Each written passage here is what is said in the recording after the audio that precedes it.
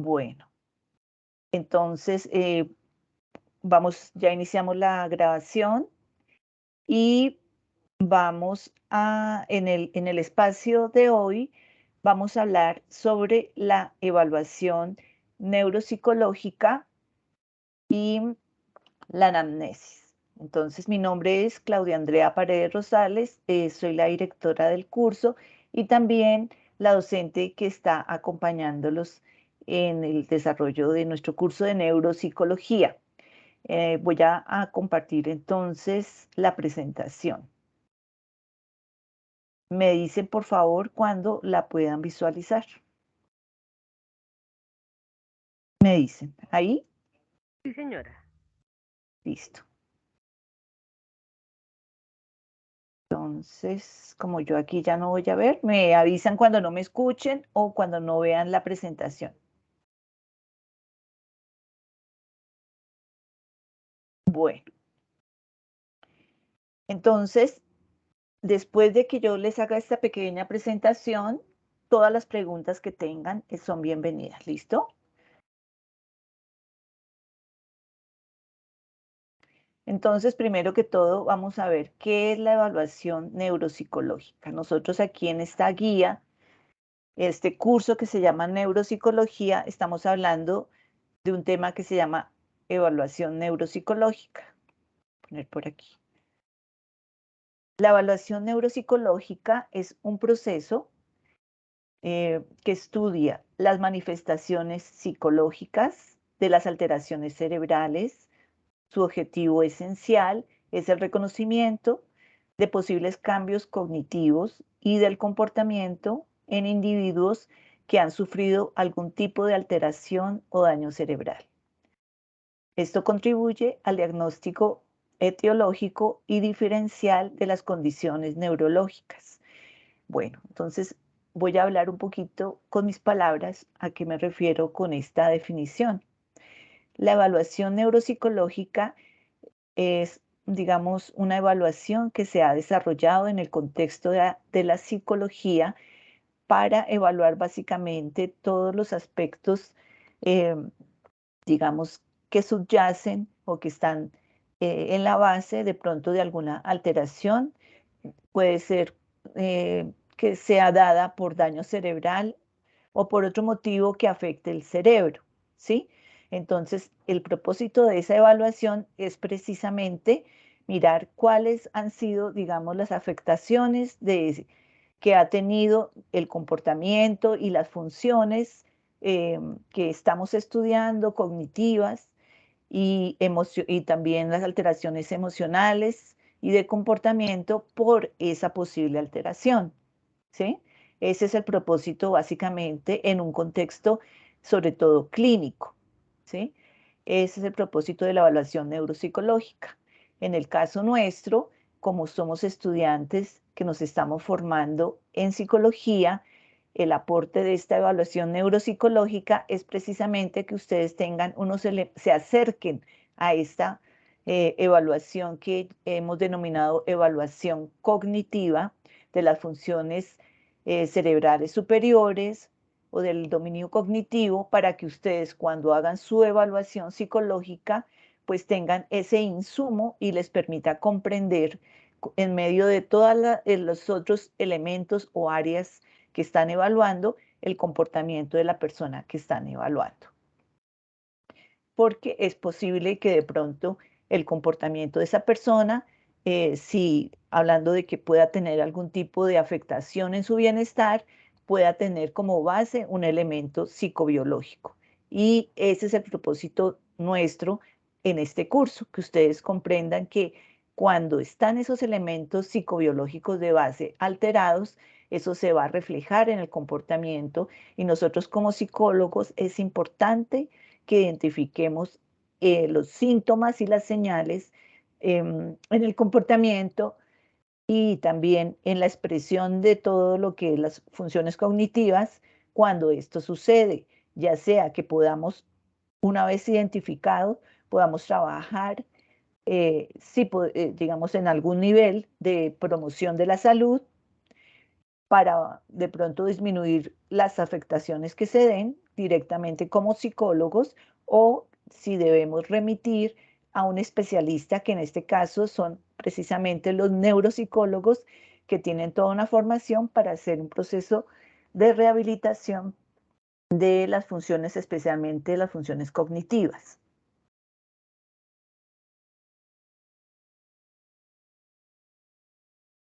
Bien, a ver qué pasa. Bueno, ¿cuáles serían entonces los objetivos de la evaluación? Así como hablamos de unos objetivos como generales de la evaluación, vamos a ver unos particulares y los aportes y las ventajas que nos da esta evaluación neuropsicológica. Por un lado, nos permite determinar la actividad cognitiva de la persona, ¿cierto? Entonces, cuando hablamos de actividad cognitiva, en el caso nuestro, comprendemos todas las funciones cerebrales y los procesos psicológicos que hacen parte, digamos, de nuestra dinámica particular. Es decir, cómo está la atención, cómo está la memoria, el lenguaje, cómo están las noxias, las praxias, cómo está la parte visoespacial. Todos estos elementos hacen parte de la actividad cognitiva de la persona y la idea es que esa evaluación nos permita identificar cómo se encuentra. Otro objetivo es la descripción del daño con el propósito de conocer las alteraciones neuropsicológicas secundarias al daño cerebral. Como les decía, la evaluación neuropsicológica se hace en un contexto clínico, básicamente. Entonces, por eso aquí hablamos de daño cerebral. Estamos en el curso de neuropsicología, estamos identificando que posiblemente de base hay una alteración en esa persona que evaluemos. Puede ser que sí, puede ser que no, pero en el caso de que lo haya, necesitamos identificar qué tipo de alteraciones se dieron en esa parte cognitiva para poder trabajar sobre ellas. Otro objetivo es proveer información adicional para emitir un diagnóstico diferencial. Entonces, ustedes en sus diferentes cursos, por ejemplo, diagnósticos psicológicos, psicopatología y contextos, muy seguramente van a ir identificando una serie, digamos, de trastornos, de síndromes, que hacen parte, pues, digamos, de situaciones de afectación del bienestar de las personas. Entonces, a veces estos trastornos, estas afectaciones, tienen características similares. Entonces, cuando hablamos de diagnóstico diferencial, es que precisamente aprendamos los psicólogos a través de nuestra experiencia a identificar realmente de, mm, qué características tiene un trastorno a diferencia de otro para que podamos hacer un buen trabajo dependiendo y un diagnóstico adecuado dependiendo de ello.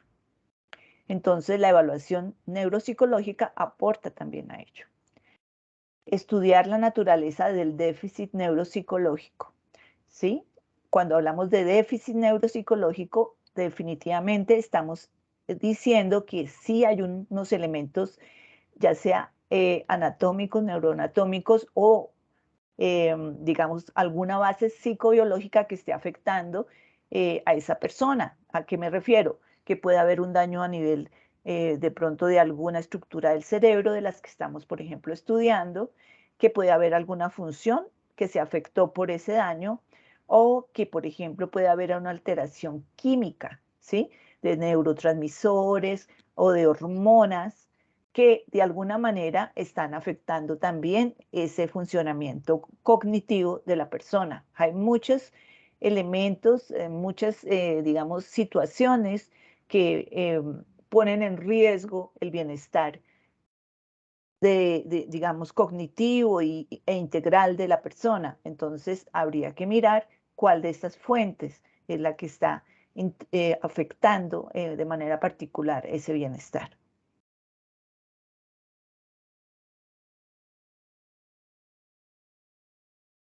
Sigamos. Otros objetivos de la evaluación neuropsicológica, digamos su aporte, ¿no? Para que identifiquemos por qué es tan importante. Y en el caso de ustedes, ¿por qué es importante hacer esa evaluación cognitiva? Nos permite esa evaluación planificar un proceso de rehabilitación en caso de que realmente haya una alteración. Si nosotros no evaluamos, no vamos a poder identificar, por un lado, las afectaciones, las características de la persona, los elementos que están generando esa afectación, y por ello no podremos hacer un adecuado proceso de planificación que le permita a la persona afrontar y, digamos, salir de esa situación que está afectando su bienestar. Entonces, es muy importante para planificar un proceso de rehabilitación. También nos permite emitir un juicio, pericia o evaluar un contexto forense. La evaluación neuropsicológica, ya como les decía, en el contexto clínico, se utiliza mucho en los casos, esa es como una especialidad que tiene la neuropsicología para aportar a los casos de pronto cuando hay delitos, que se hace todo un análisis de las circunstancias, digamos, en que sucedió el daño físico de pronto en la persona. Entonces, lo utilizan mucho en ese contexto.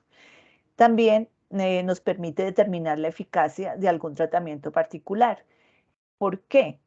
Porque la evaluación neuropsicológica, como les decía, en el contexto clínico, se hace en diferentes momentos. Si una persona, por ejemplo, presenta un daño o una alteración, se debe hacer una evaluación que podemos llamar como una evaluación de base para mirar el estado en que se encuentra y cómo paralelamente eso va a permitir hacer toda una planeación de un proceso de rehabilitación. Entonces, hacer un seguimiento a ese proceso de rehabilitación a través de diferentes evaluaciones que se hacen a lo largo del tiempo, de manera que se puedan ir ajustando los objetivos en la medida en que se está logrando ese avance de la persona, y también para de pronto hacer ajustes si de pronto vemos que hay algún área, por ejemplo, que no se haya tenido en cuenta, o si ha sido efectivo el plan que hemos planteado para esa persona. Entonces, ese es el propósito de la evaluación a lo largo que nos permite visualizar los objetivos de la rehabilitación.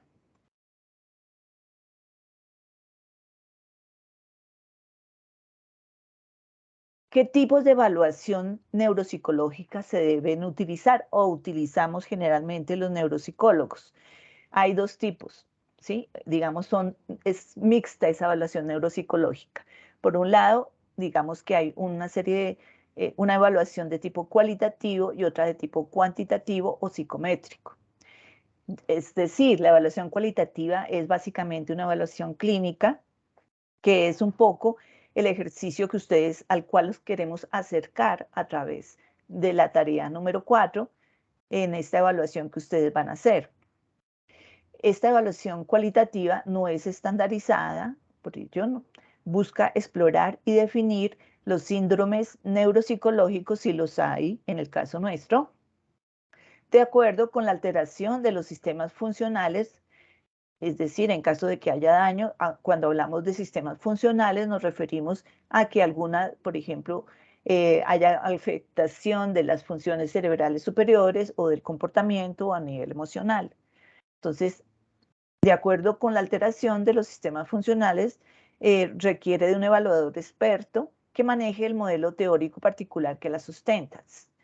La evaluación neuropsicológica, como toda nuestra teoría y acción psicosocial, digamos, está sustentada dentro de unas escuelas psicológicas que determinan la forma, la metodología que se utiliza y los alcances de la evaluación, así como los instrumentos que se utilizan, ¿sí? En neuropsicología también hay tendencias teóricas y epistemológicas que orientan ese ejercicio de la evaluación. A eso nos referimos aquí, y la idea es que cuando nosotros ya a nivel especializado utilizamos un tipo de evaluación o instrumentos de evaluación neuropsicológica, tengamos claro desde qué perspectiva teórica se están realizando, igual que lo hace el psicólogo, ¿cierto?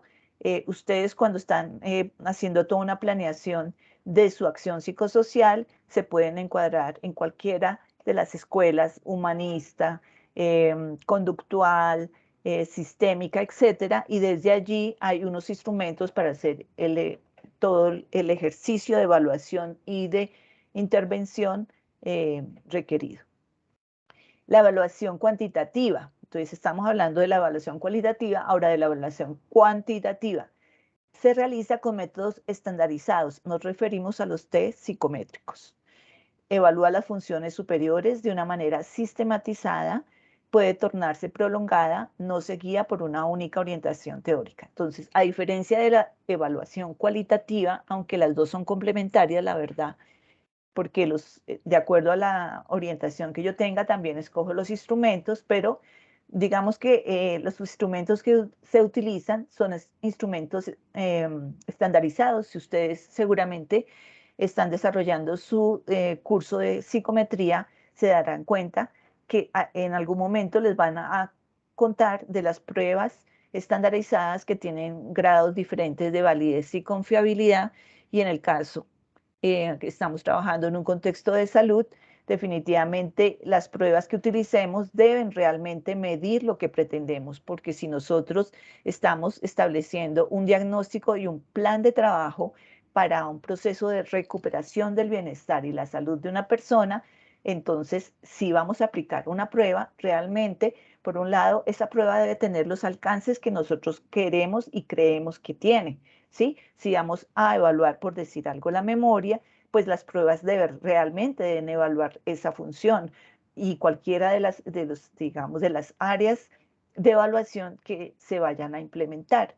Entonces, es muy importante. En el caso de la evaluación neuropsicológica, ya verán ustedes en la web conference que les van a presentar una serie de instrumentos que están especializados en evaluar diferentes regiones, por un lado, diferentes funciones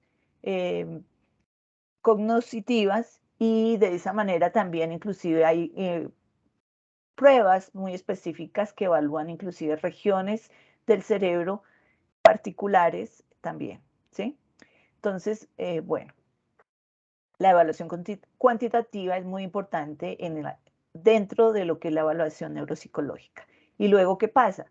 Viene una evaluación integrada, que es lo que ustedes un poco van a hacer aquí, ¿cierto? Van a hacer una evaluación cualitativa porque van a hacer todo un proceso de entrevista, un levantamiento de una historia clínica a través de una entrevista, que es un acercamiento a esa evaluación que les digo que es una evaluación cualitativa clínica, y también van a hacer una evaluación cuantitativa. Van a utilizar el test de Moca y luego van a hacer una articulación de la información que han obtenido en uno y otra fuente digamos, que se ha utilizado para indagar qué es lo que pasa con esta persona. Entonces se hace una evaluación integrada. Esta tiene en cuenta, por eso, los aspectos clínicos de la evaluación cualitativa y los aspectos psicométricos que hemos utilizado.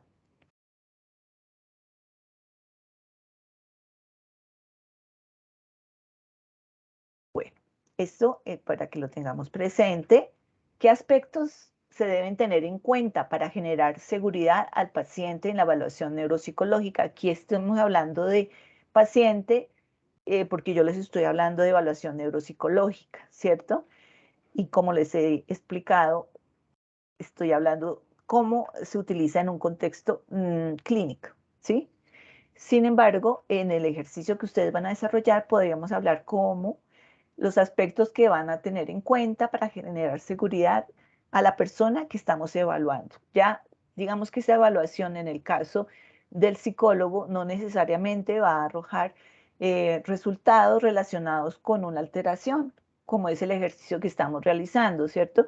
La evaluación, digamos, los elementos de evaluación neuropsicológica que vamos a utilizar, que están relacionados con la evaluación de las funciones cognitivas, también nos permiten identificar que una persona de pronto no tiene ninguna alteración, que está muy bien, y de pronto que tiene sí alteración de pronto en algunas áreas, o que tiene alguna afectación, que está en un proceso de afectación de algunas áreas.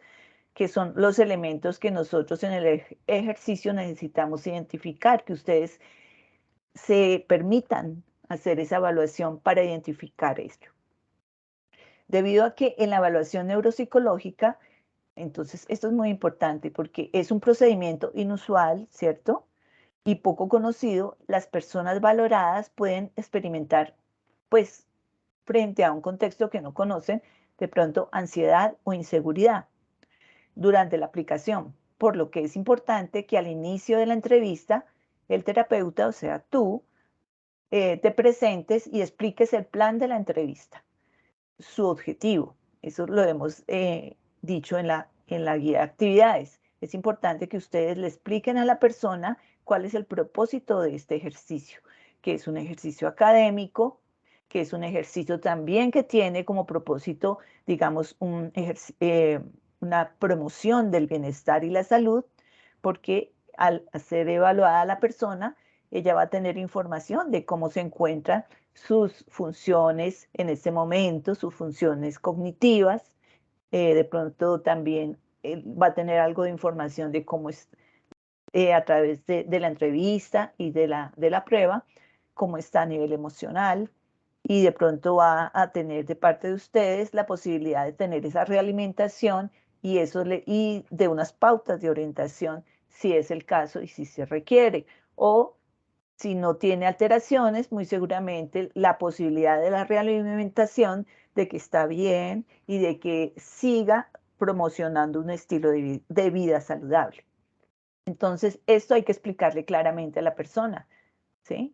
Que es un ejercicio académico importante porque pues estamos hablando de que a veces las personas, eh, digamos, para generar un diagnóstico, mejor dicho, si es que presenta algún tipo de alteración, no solamente va a ser suficiente con que nosotros hagamos este ejercicio, que es un ejercicio además que hemos llamado ejercicio de tamizaje. ¿Por qué?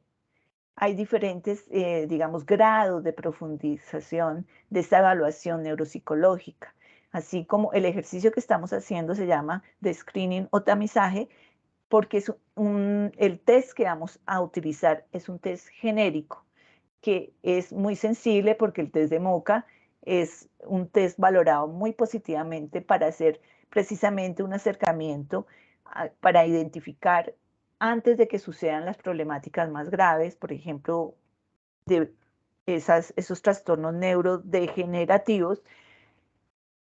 Nos permite dar la información, identificar si está empezando a observarse algún tipo de alteración, que es el propósito. Entonces, digamos que es un propósito de prevención.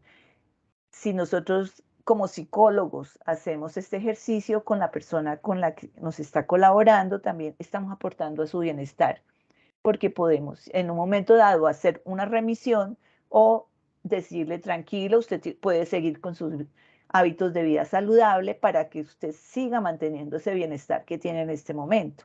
Entonces, eso es algo que hay que explicarle para que tenga claridad de cuál es el propósito de nuestro trabajo, de nuestro ejercicio. En otros contextos podría ser, en un contexto más clínico, podría ser recoger síntomas y problemas, puede ser que no sea el caso, pero averiguar si el paciente sabe por qué está en la consulta es importante. Sobre todo, como ustedes son los que van a identificar la persona con la cual van a trabajar, de pronto si tiene algún tipo de limitación cognitiva, explicarle muy bien cuál es el propósito de este ejercicio, quiénes son ustedes, ¿sí? Y aclarar al inicio las dudas y expectativas de la persona y su familia, ¿sí?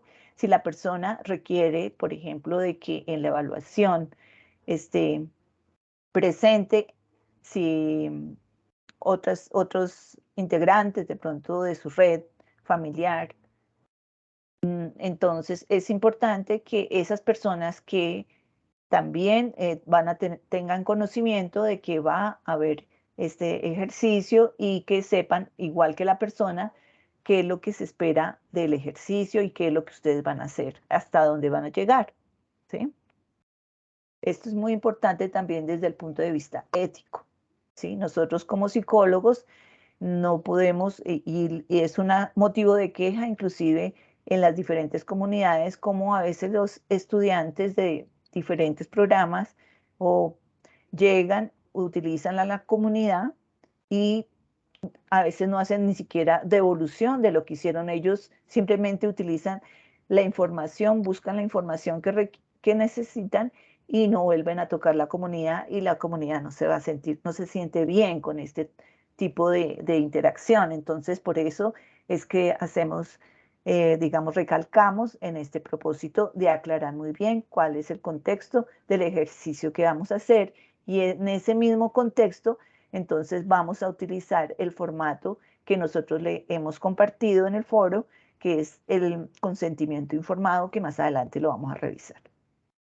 Para que ahí se consigne que realmente ellos tienen conocimiento de la información que les hemos compartido y de todos los procesos que vamos a realizar.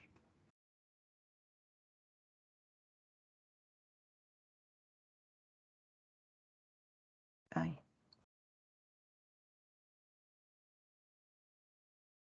bueno, muy bien. ¿Qué aspectos se deben tener en cuenta para generar seguridad al paciente en la evaluación neuropsicológica? Entonces estamos hablando de ese tema. Es necesario, muchas veces como es una evaluación de los procesos cognitivos, el paciente o la persona con la cual que nos está colaborando en esta evaluación debe estar en las mejores condiciones. O sea, en este contexto del ejercicio y en cualquier contexto que ustedes van a hacer una evaluación, en este caso de los procesos cognitivos, es muy importante que ellos estén en las mejores condiciones ¿por qué? Porque vamos a hacer una valoración de esos procesos. Entonces, en ese sentido va esta recomendación. Es necesario recomendar que los pacientes, por ejemplo, utilicen recursos de apoyo como gafas y audífonos si se requiere. Entonces, puede ser que ellos no vean bien, entonces que todos estos elementos o no escuchen bien y eso va a afectar el desempeño en su prueba. Entonces, ustedes tienen que asegurarse de ello. Solicitar a la familia del paciente o de la persona que duerma bien para el desarrollo de las pruebas. Cuando vayan a hacer la aplicación del test MOCA, entonces como ustedes van a hacer varias entrevistas, la primera, como es el contacto, le explican que van a aplicarle esa prueba y que es importante que esté descansado, pues que esté en las mejores condiciones para presentar su prueba. De manera que se encuentre con el tono cortical, acuérdense, más adelante van a ver ustedes y hablamos algo de los procesos de atención, de que esa atención tiene que estar en un tono específico para que tenga su mejor rendimiento. Y cuente precisamente por ello con las fuentes de activación necesarias para el desarrollo adecuado de la prueba.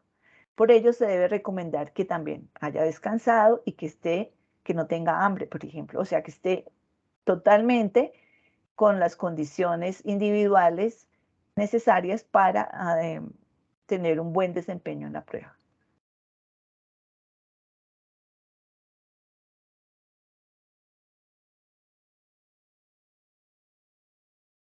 Bueno, ¿qué aspectos se deben tener en cuenta para generar seguridad al paciente en la evaluación neuropsicológica o en la evaluación que ustedes van a realizar? Algunas personas padecen diferentes problemas que pueden impedir la realización de la prueba, tales como dificultades, ya habíamos dicho, auditivas, visuales o motoras.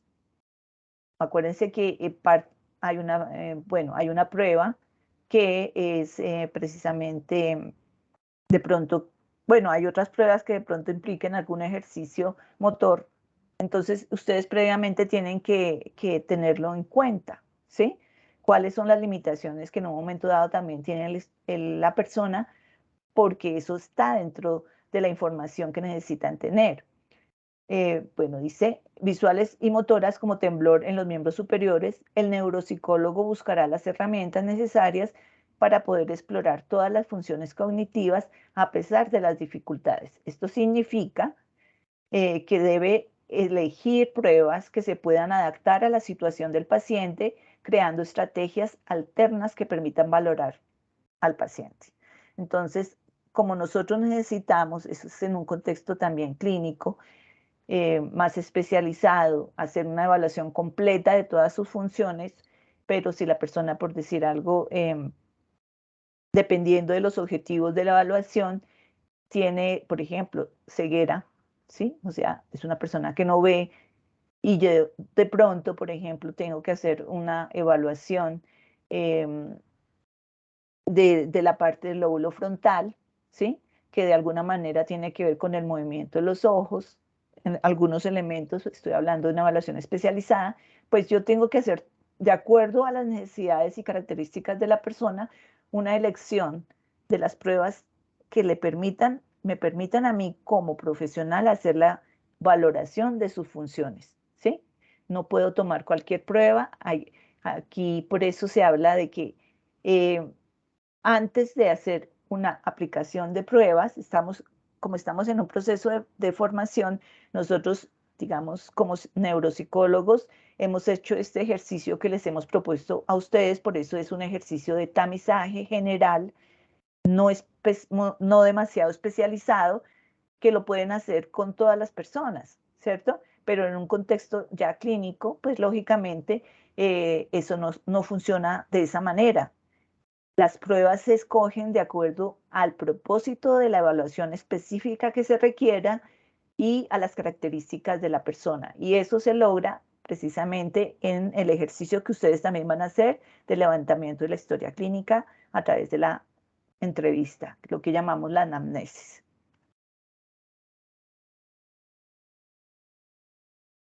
¿Qué habilidades debe tener el evaluador en una evaluación neuropsicológica?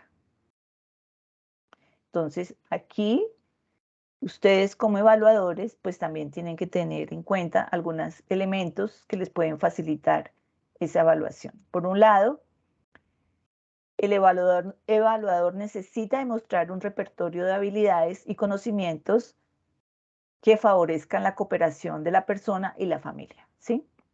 Necesitamos para que haya un buen desempeño en las pruebas o en la prueba que vamos pues, a aplicar, que haya cooperación. Es decir, que haya una motivación por parte de la persona que va a presentar su prueba, que realmente nosotros hayamos logrado aclarar qué es lo que queremos hacer y lo mismo de pronto si hay alguna implicación de la familia, pero hablando de la persona que vamos a evaluar, necesitamos que ella coopere para que ella pueda hacer el mejor desempeño en la prueba, ¿sí? Y que ella como que precisamente al tener ese grado de motivación, pues presente unos resultados que reflejen realmente el estado en que se encuentra. Entonces, muy importante. Una persona que está desmotivada, pues lógicamente de pronto desinteresada, no va a tener el mismo desempeño porque de pronto no va a poner atención, etcétera. O sea, pueden pasar muchas cosas con el desarrollo de esa prueba y nosotros vamos a decir que tiene afectación de ciertos elementos, de ciertas funciones, cuando realmente no es así y lo que pasa es que hay una gran desmotivación, ¿sí? Etapa evolutiva. Es importante que reconozcamos la etapa evolutiva del individuo. No es lo mismo evaluar a un niño que a un adulto. En este caso vamos a evaluar un joven, ¿cierto? O un adulto. Entonces, eso tiene una serie, como psicólogos sabemos que esa etapa evolutiva implica una serie de características. Entonces, tenemos que ubicarnos en ese contexto de la edad en que se encuentra esa persona que vamos a evaluar. Y de acuerdo a eso también generar el ambiente para que podamos hacer tanto la entrevista como la evaluación de la mejor forma. Si vamos a entrevistar a un adulto, tenemos que generar un ambiente adecuado, por decir algo, un espacio donde no tenga interrupciones, por un lado, un espacio donde él pueda concentrarse, donde él pueda estar atento a la actividad que estamos sugiriéndole de la prueba y como ya, pues los elementos que hemos visto, lo que requiera, si tiene sus gafas, si necesita algún tipo adicional, porque de pronto tiene otra condición que esté en las mejores condiciones. Cultura y expectativas, entonces es un poco con relación a esto. identificar los factores socioculturales y expectativas de los adultos en los entornos en los que el paciente está implicado. Entonces, nosotros necesitamos ubicar el contexto, leer muy bien el contexto en el que vamos a desarrollar la prueba. No es lo mismo, nuevamente digo, aplicar la prueba en un contexto escolar, en un contexto laboral, en una cultura, por ejemplo, que la persona que nos va a colaborar sea de un contexto indígena o que esté, bueno, es decir, ese contexto, y ustedes lo saben muy bien por sus cursos de todo el contexto social y cultural, nosotros tenemos que identificar muy bien esas características de esos elementos culturales en los que la persona que va a hacer la evaluación se encuentra, para que de acuerdo a eso, si hay que hacer modificaciones de generar un ambiente adecuado, lo hagamos. Debemos también tener habilidades comunicativas en ese sentido. Acuérdense que les hemos venido diciendo que el psicólogo necesita desarrollar esa competencia comunicativa, por un lado, verbal y también, digamos, a nivel escrito, que es todo lo que estamos haciendo en este curso con relación al informe, ¿cierto? ¿Cómo presentamos ese informe? Estos informes que vamos a desarrollar, aunque son un ejercicio académico, son digamos, un acercamiento a lo que es un informe psicológico. Sin embargo, no tiene todos los elementos del informe psicológico, pero es un acercamiento. Lo puede leer un médico. Entonces, que realmente sea claro, que tenga ortografía adecuada, manejo. Por eso nosotros insistimos tanto en el manejo de la norma. En los foros yo les incluí, es importante que ustedes manejen muy bien normas APA, que son las normas que estamos manejando los psicólogos. Eso por un lado, pero también la comunicación oral, ¿cierto? Que tengamos la habilidad de escuchar, porque también es parte de esas habilidades comunicativas a la persona que está al frente, ¿sí? No es solamente nuestro objetivo el hacer el ejercicio académico para el curso, para hacer la tarea, sino que podamos tener esa empatía para poder lograr, digamos, el ambiente adecuado para que la persona participe, para que logremos favorecer el desarrollo del ejercicio que estamos haciendo y en esa medida también que ella sienta que, digamos, hay un reconocimiento de ese ser en esa interacción que estamos teniendo con él, ¿sí? Contención, otra habilidad. ¿Por qué? Contar con habilidades para el manejo de situaciones emocionales perturbadoras. Puede suceder. Nosotros estamos hasta ahora iniciando un proceso, digamos, de evaluación. Pueden darse diferentes circunstancias, o ya sea en la entrevista o ya sea en la aplicación de la prueba, de pronto que se le dificulte, por ejemplo, a la persona desarrollar alguno de los ejercicios que nosotros le estamos planteando con la prueba y se angustie o le dé ansiedad o se moleste, porque son respuestas que pueden hacer parte de su repertorio frente, por ejemplo, a una situación de frustración porque de pronto no puede responder a una de las pruebas que se le está planteando, o en la entrevista de pronto a través de algunas de las preguntas que le hacemos también puede sentirse afectado porque hay una remembranza de alguna situación. Entonces, nosotros tenemos que estar atentos a estas características y a estos síntomas y a estos, digamos, comportamientos, o a través ya sea de su lenguaje verbal, de su lenguaje no verbal, de la actitud que la persona presenta a lo largo del desarrollo de la prueba y también de la entrevista, que nos dé información de cómo se encuentra y también en esa medida de nosotros poder estar haciendo esa lectura para si requiere un apoyo de parte nuestra como psicólogo y favorecer un mejor, digamos, participación de la persona, pues se puede hacer, ¿sí? Entonces, esa parte de contención, la persona de pronto llora o la persona siente algún grado de angustia, sepamos manejarlo y no dejar abierta, digamos, esa emoción sino que podamos hacer algún ejercicio que le permita estar tranquilo y salir de la sesión de entrevista, de aplicación de la prueba, tranquilo, ¿sí? Bueno, facilitar adherencia.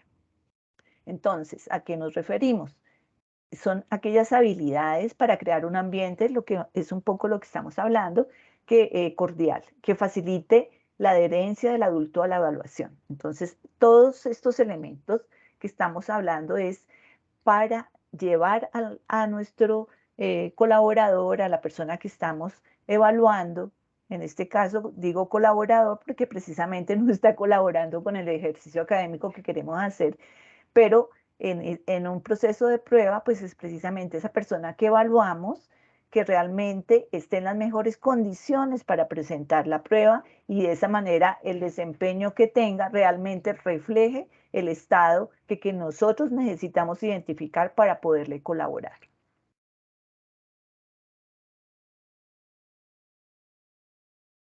Bueno, otro elemento a tener en cuenta sobre qué aspectos del paciente o de la persona que evaluamos debe dar cuenta la evaluación neuropsicológica.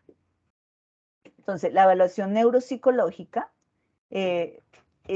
precede a la implementación de un plan de rehabilitación en un contexto clínico, ¿cierto? Hablando que les he hecho ese contexto para que lo tengamos claro. Desde esta perspectiva, la información recogida debe dar cuenta de la esfera cognitiva, ¿cierto? Esta evaluación debe dar cuenta de cómo está a nivel de sus procesos cognitivos, pero también de sus procesos emocionales y sociales, ¿sí? Eso también está para el ejercicio que ustedes están desarrollando.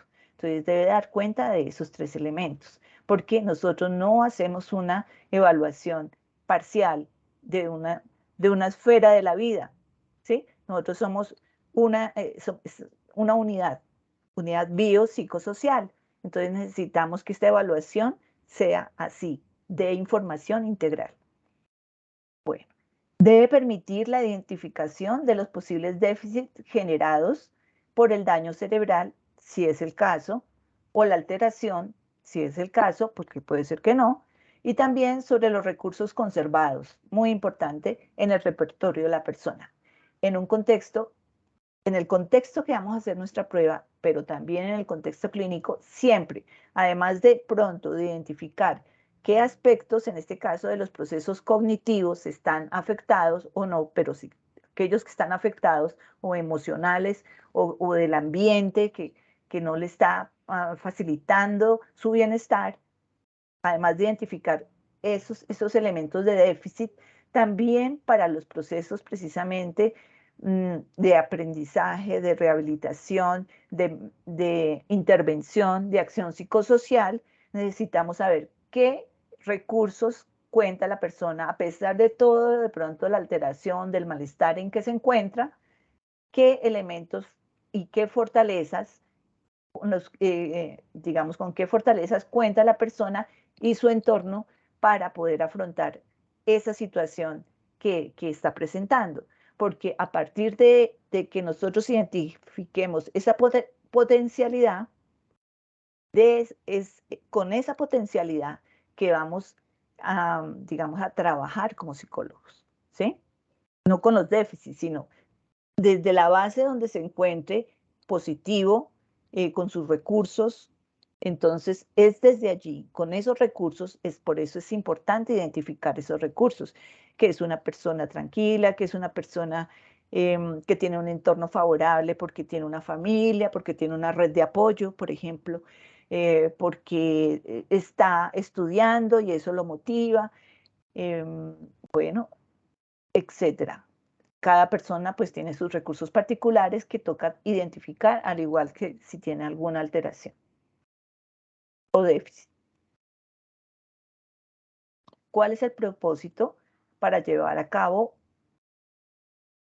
perdón, cuál es el proceso para llevar a cabo una evaluación neuropsicológica?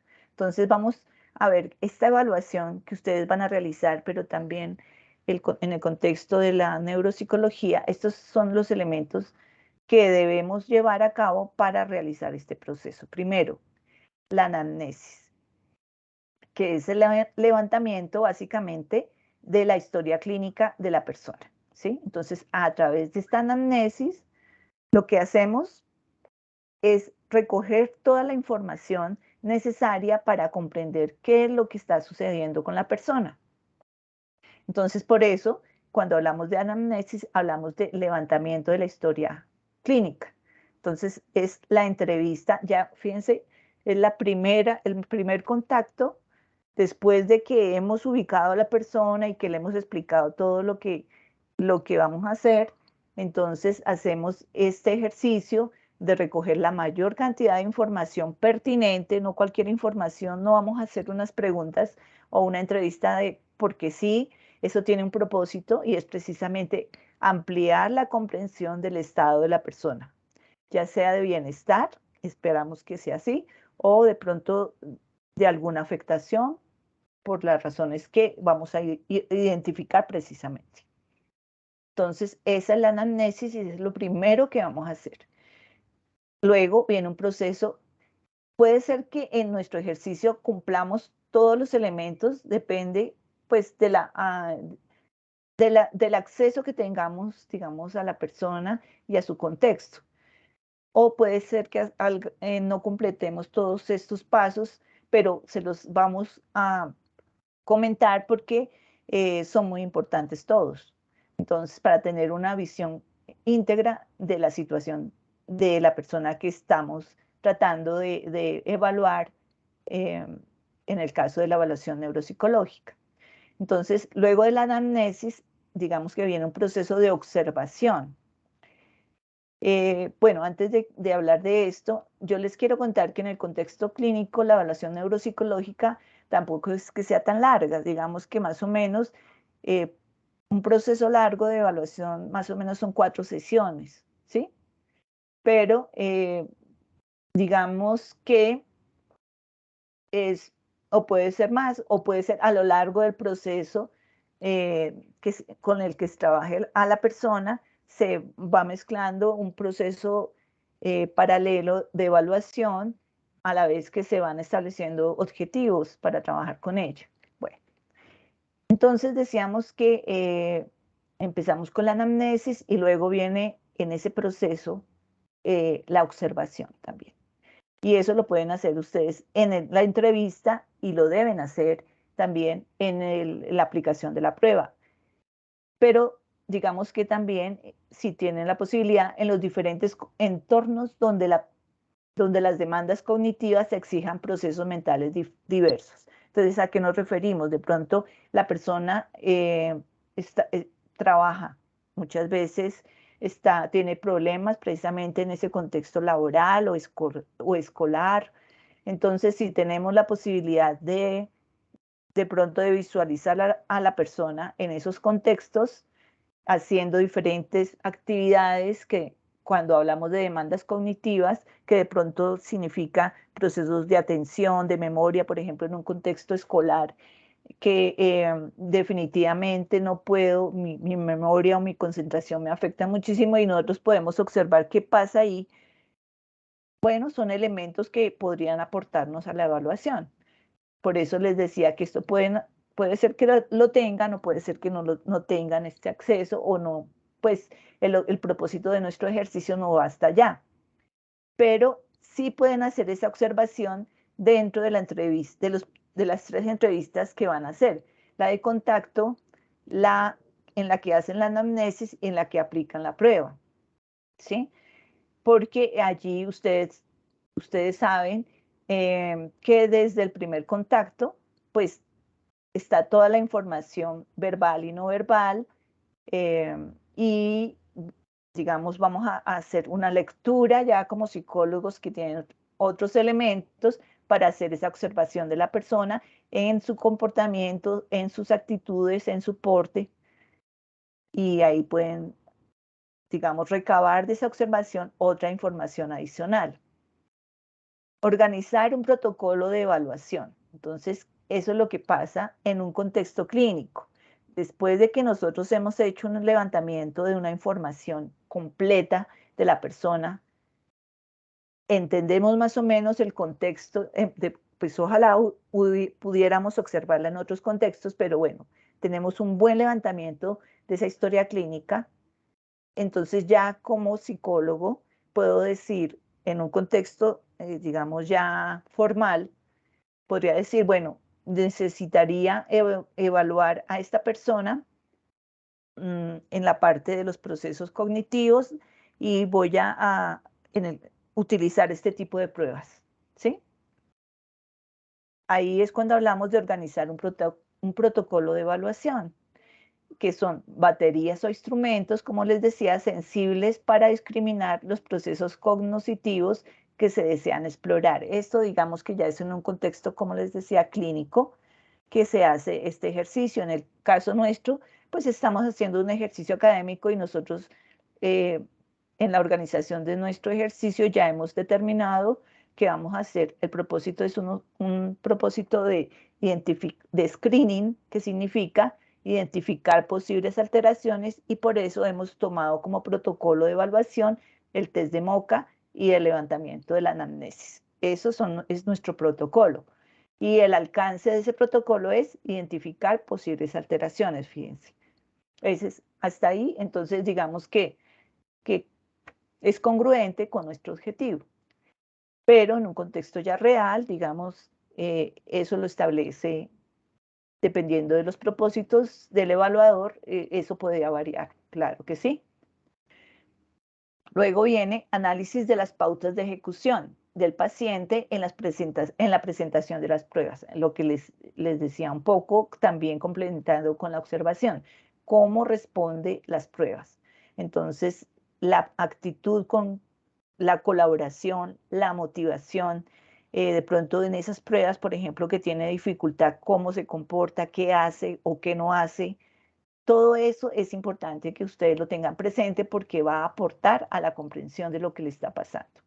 Que se angustia, que de pronto se frustra y entonces al frustrarse deja la tarea, o al contrario se reta y entonces trata de hacerlo mejor. Esos son todos elementos que les van a dar información. Valoración del funcionamiento premórbido. Esto es muy importante, no solamente para una valoración como la que ustedes van a realizar, sino en un contexto, digamos, de evaluación de un psicólogo. ¿A qué nos referimos con funcionamiento premórbido? Es el comportamiento que la persona ha tenido antes de pronto de que, sobre todo como estamos hablando en un contexto neuropsicológico, que posiblemente de pronto hay, por ejemplo, un accidente cerebrovascular o que un accidente de tránsito. O sea, hubo un pre, es antes, ¿cierto? Antes que sucediera la situación, cómo se comportaba la persona. A eso se refiere comportamiento o funcionamiento premórbido. Antes del accidente, la persona tenía una atención maravillosa, se comportaba, era muy amable con las personas, pero a raíz del accidente su comportamiento, su emoción cambió, se volvió irascible bueno, esa situación que a veces la familia, por ejemplo, dice, no, es que antes era así y ahora es así, es a eso a lo que se refiere aquí con que valoremos cómo era la persona antes del suceso o antes, sobre todo en las situaciones cuando hay eventos que pueden precipitar una afectación de su bienestar, ¿sí? Cuando la persona, pues, que de pronto en el caso de ustedes no tiene comportamientos, o sea, no tiene problemas, pues seguramente pues ahí no hay cabida de este comportamiento premórbido, pero es importante que lo comprendamos y por eso se los traigo.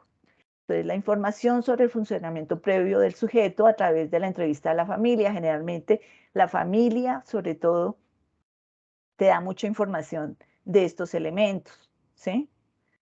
A veces puede ser que la persona que estás evaluando tenga conciencia o no. Eso es otro elemento que ustedes por ahí, eh, cuando ya vean, perdón, cuando ya vieron, cuando vimos un poco el funcionamiento de los lóbulos cerebrales, vimos que de pronto hay personas que no tienen, inclusive es un trastorno, reconocimiento de las problemáticas que tienen, ¿sí? Y ese es un síntoma, ¿sí? Si yo no reconozco que tengo una problemática, pues entonces pues no voy a poder trabajar sobre eso que me está afectando, que me está haciendo, está bloqueando mi bienestar. Entonces, bueno, todos estos son elementos que es importante identificar. Identificación de las alteraciones emocionales y conductuales, clave para los procesos de rehabilitación. Entonces, como he venido contando, en esta evaluación que ustedes van a hacer, y es la evaluación cognitiva, y también se hace en evaluación neuropsicológica, no solamente se evalúan los procesos cognitivos, sino que nosotros tenemos que dar cuenta de esos procesos emocionales y conductuales de la persona, ¿sí? ¿Por qué?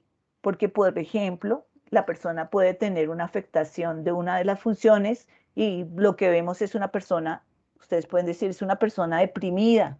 La persona deprimida tiene unas características emocionales y de comportamiento, y eso también tiene detrás una afectación de procesos cognitivos. Eso es, por ejemplo, muy claro en la depresión, que afecta a la atención, que afecta a la memoria muchas veces. Entonces, fíjense que todo va articulado.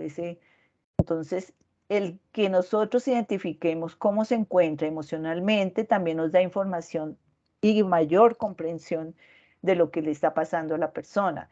Ahora, a nivel conductual también, si la persona ha tenido cambios conductuales, por ejemplo, de agresividad, bueno, cualquier cambio conductual con relación a la situación que estamos evaluando, pues todo eso es información que es importante, que nosotros debemos recabar en los dos espacios de entrevista y de anamnesis, y en la aplicación de la prueba también tendremos información de acuerdo, por ejemplo, a esa identificación de su comportamiento, y toda esa información que un psicólogo es como eh, es una persona que está todo el tiempo es como un detective, ¿cierto? Identificando las pistas, y con todas esas pistas lo que vas a hacer es integrar esa información para lograr comprender qué pasa.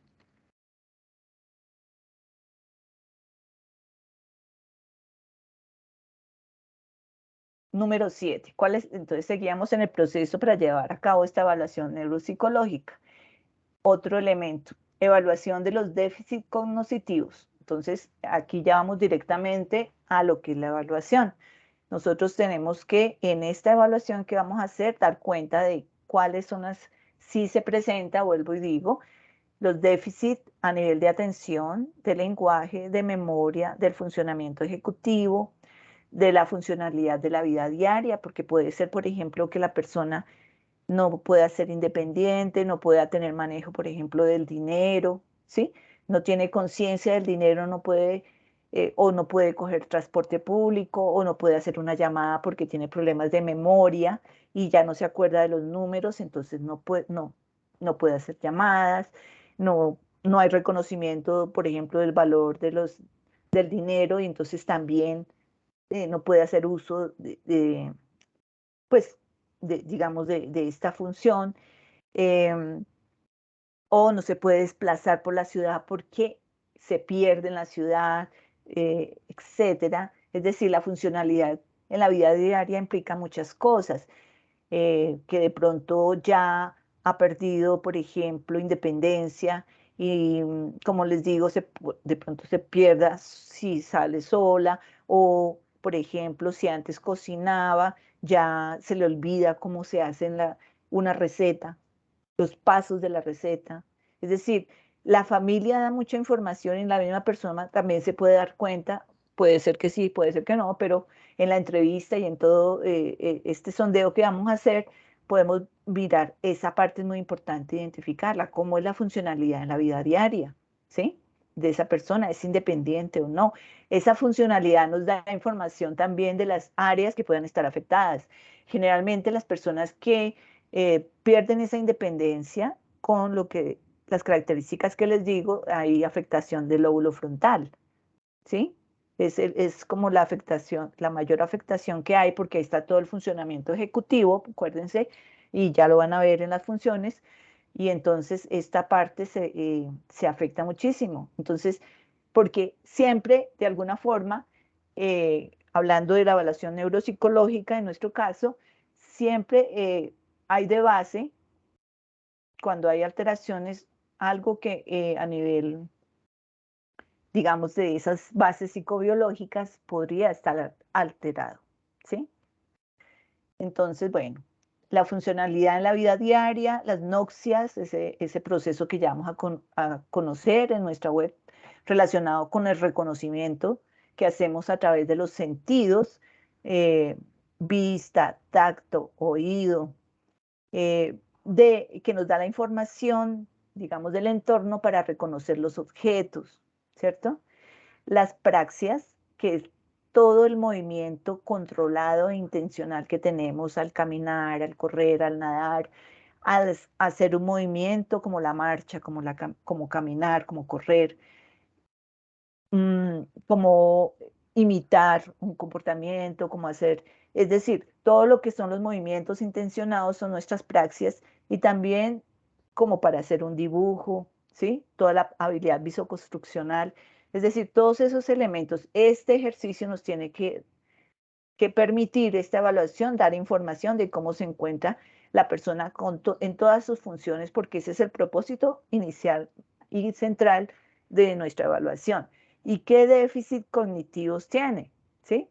De pronto está afectada la atención, está afectada la memoria o la parte de función ejecutiva. De pronto una persona con problemas de adicción no puede atender, es compulsivo en la búsqueda, por ejemplo, de la droga y no tiene dificultad para autocontrolarse, etcétera, pero hay muchas situaciones en las cuales van a hacer ustedes esa evaluación, entonces hay que tratar de identificar cómo cada uno de estos dominios cognitivos está funcionando, ya sea bien o con algún tipo de alteración, ¿sí?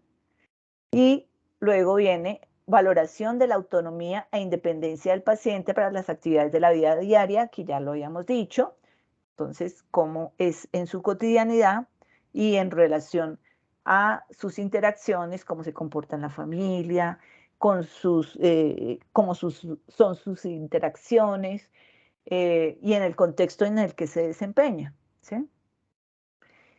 Y ya entonces viene digamos, el último paso, que es el análisis de los resultados finales de involucrar todo lo anterior, ¿sí? Entonces, hasta aquí hemos hecho todo un proceso para recabar información importante que nos lleve a comprender básicamente el estado en que está una persona a nivel cognitivo, a nivel emocional, a nivel social, ¿cierto? Y con todo lo que hemos dicho anteriormente, estamos hasta este momento recogiendo esa información, hemos hecho la entrevista, hemos hecho el levantamiento de la historia clínica, le hemos aplicado la prueba y entonces ahora hemos observado en su comportamiento a la persona tanto, digamos, en el desarrollo de todo este proceso, ¿cierto? Y hasta este momento, entonces tenemos esa información, ahora tenemos que integrarla, ¿sí? Integrarla para ver qué, ampliar la comprensión, porque muy seguramente elementos que tuviste en la aplicación de actitudes, por ejemplo, lo viste en la aplicación de la prueba y de pronto lo volviste a ver en la entrevista, ¿sí? Elementos de la información que nos dio la familia o la persona te refuerzan elementos que hayan salido, por ejemplo, en la prueba, ¿sí? Entonces, todo eso te va a permitir comprender y saber qué es lo que está pasando con la persona que estamos evaluando. ¿Cuál es el proceso para llevar a cabo una evaluación neuropsicológica? Entonces, bueno, los resultados de las pruebas entonces ya estamos como en el último paso, el 10. Los resultados de las pruebas deben integrarse, ¿sí? Entonces, recogimos la información. Ahora, ¿qué debemos hacer con esa información? No solamente, digamos, con este ejercicio, sino siempre como psicólogos debemos hacer una integración de la información que hacemos en una evaluación psicológica. Lo que primero tenemos que hacer a partir de ello es una formulación diagnóstica, se llama, ¿sí? Que permite dar cuenta de los datos obtenidos. Entonces, nosotros vamos a hacer un análisis de toda esta información y tenemos que describir qué nos dio esa información. Y ahí lo presentamos de una manera, por un lado cualitativo y por otro lado cuantitativo. Cualitativo, ya vamos a ver, porque tenemos que decir, bueno, hemos observado, cuando hablamos de formulación diagnóstica, ustedes tienen que describir, observamos en la entrevista y que la persona se presenta, por decir algo, colaboradora, con un porte de actitud adecuada, a la vez la familia relata que en sus interacciones es amable, que se relaciona con toda la familia, que en el contexto laboral no tiene ninguna problemática, la persona misma está diciendo que está satisfecha en sus relaciones familiares, en sus relaciones de pareja. Bueno, ustedes hacen una descripción de todo lo que encontraron y empiezan también a hacer una relación de los elementos que de pronto identifican puedan ser significativos para lo que de pronto si hay una problemática en relación a la problemática. Ustedes son psicólogos, por lo tanto la teoría psicológica les debe dar la información para enriquecer esa descripción que hacen de lo que han encontrado. ¿A qué me refiero? Como yo les dije ahorita, dentro de mi teoría psicológica, yo he leído dentro de mi formación, por ejemplo, y me he dado cuenta, por ejemplo, en esa formación, de que las personas que tienen depresión tienen una serie de características emocionales, como les decía, ¿sí? Y también una serie, y que eso se relaciona con su funcionamiento cognitivo, porque yo he leído eso, ¿sí? Entonces, allá es a donde yo voy. Esa formulación diagnóstica no la van a encontrar descrita. Esa formulación diagnóstica la construyen ustedes, por un lado, a través de su saber psicológico que ya han logrado y también uniéndolo con la información que han obtenido de la entrevista y de la prueba, ¿sí?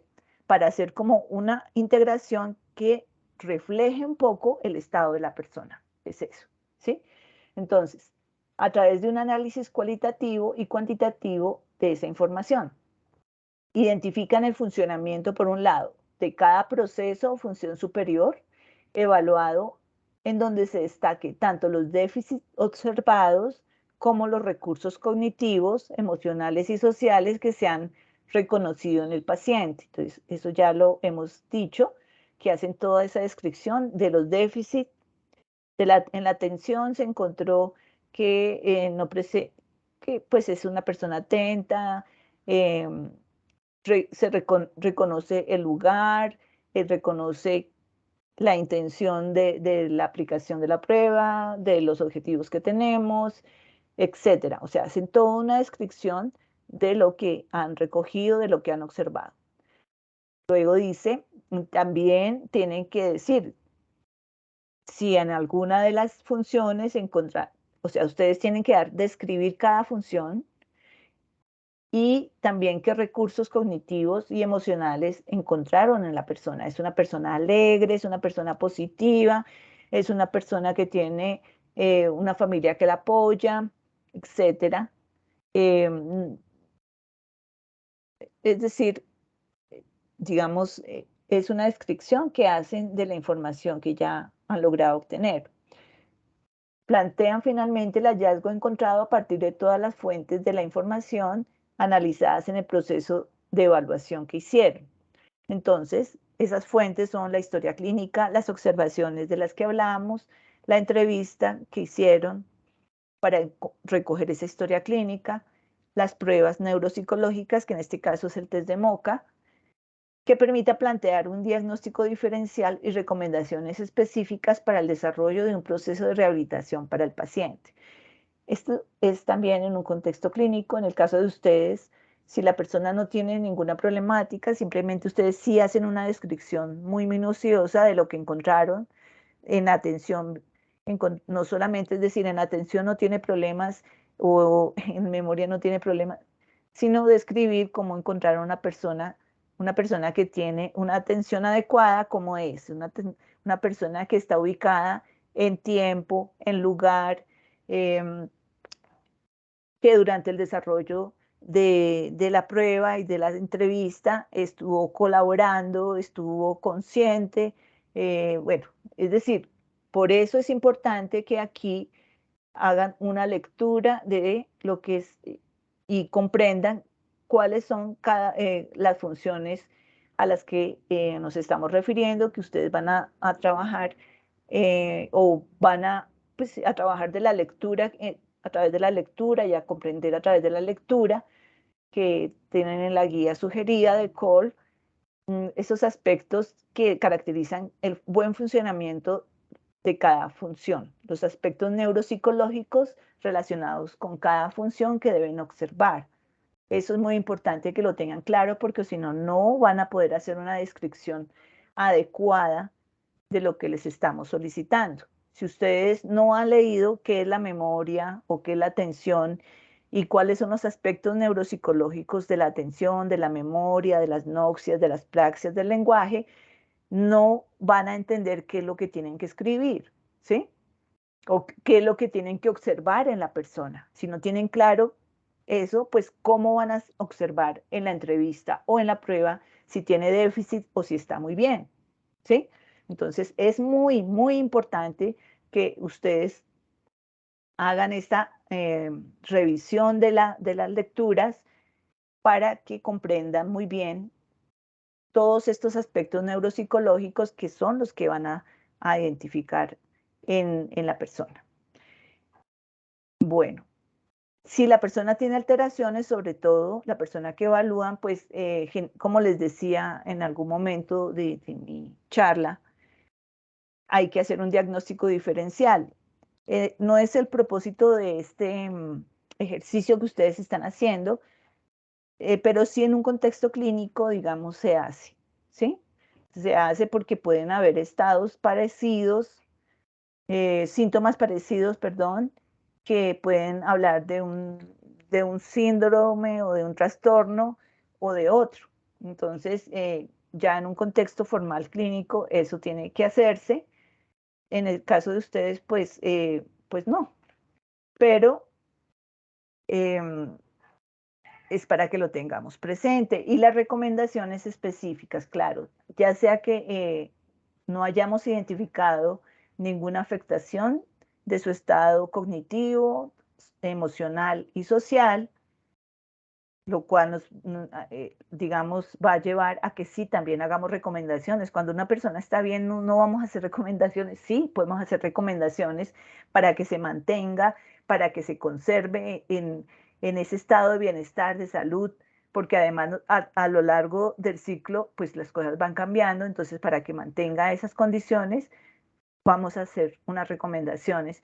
Y si la persona tiene alteraciones, pues también, ¿cierto? Ya dentro de nuestra formación y dentro de la lectura que hagan de qué tipo de recomendaciones podemos hacer, pues las podremos hacer cuando tengamos esa información para precisamente mejorar esas condiciones de esas funciones, si hay afectación de la memoria o del lenguaje o de la atención, que podría hacer esa persona o de manera general, ¿no es cierto? Porque de pronto si vemos que hay una alteración real más amplia y requiera una mayor evaluación, pues lo que hay que recomendar es, se les recomienda que participe en un proceso de evaluación neuropsicológica con un especialista que seguramente va a ahondar ya en las situaciones de afectación de las diferentes áreas que ustedes identificaron como psicólogos, ¿sí?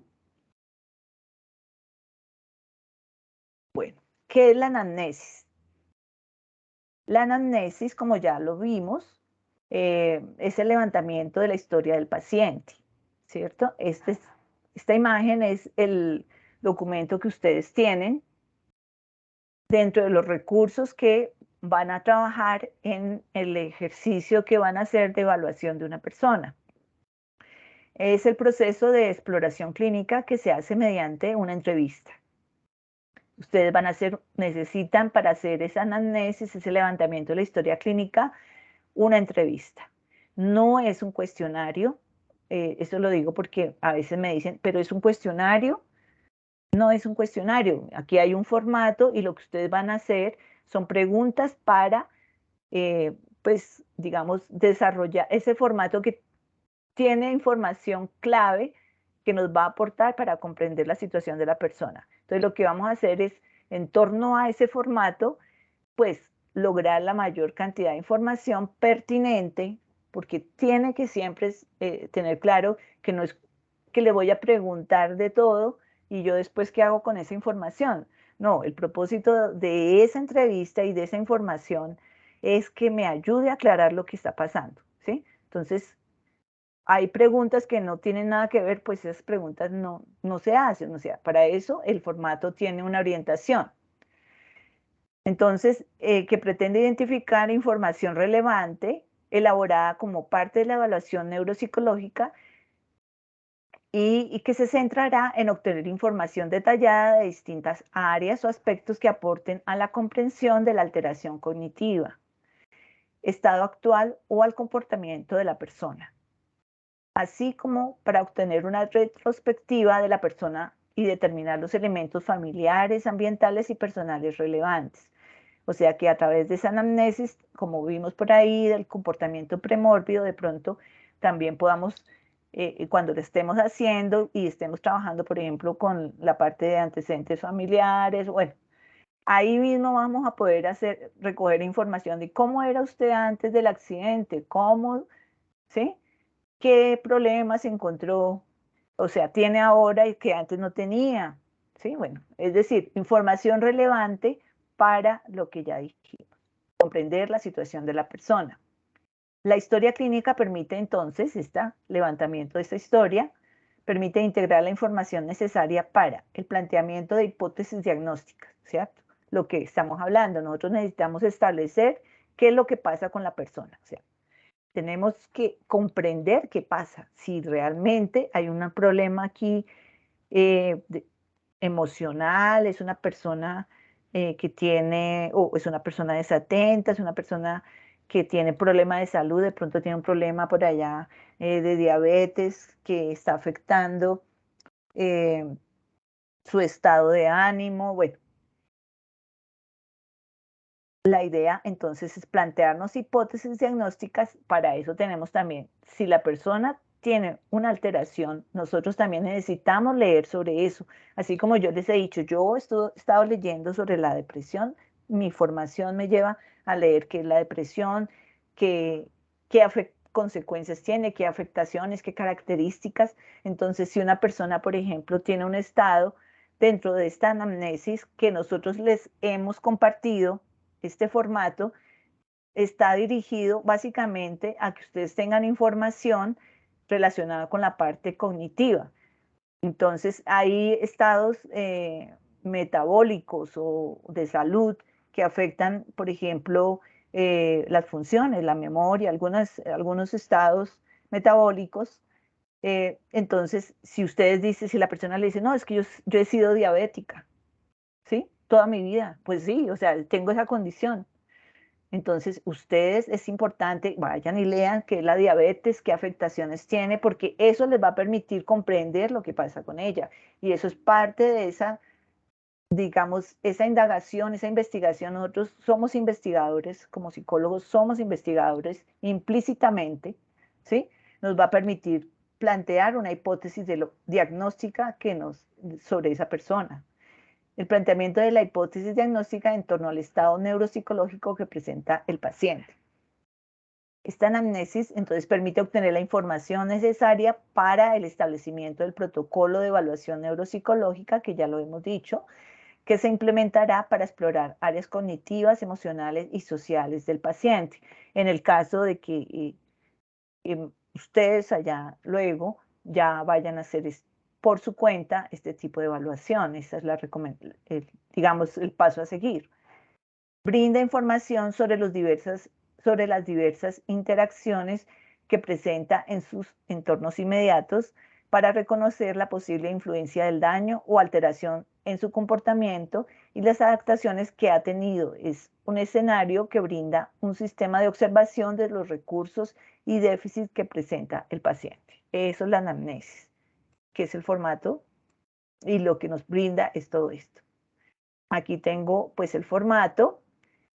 Digamos que hasta ahí es la información relacionada con, digamos, la evaluación neuropsicológica. Lo que les voy a mostrar de manera muy rápida es un poco el formato que ustedes de pronto después van a preguntarse, porque pues los he visto que surgen preguntas sobre algunos aspectos de este formato que van a utilizar. Entonces, les voy a explicar de manera rápida para ya empezar a hacer en nuestro cierre.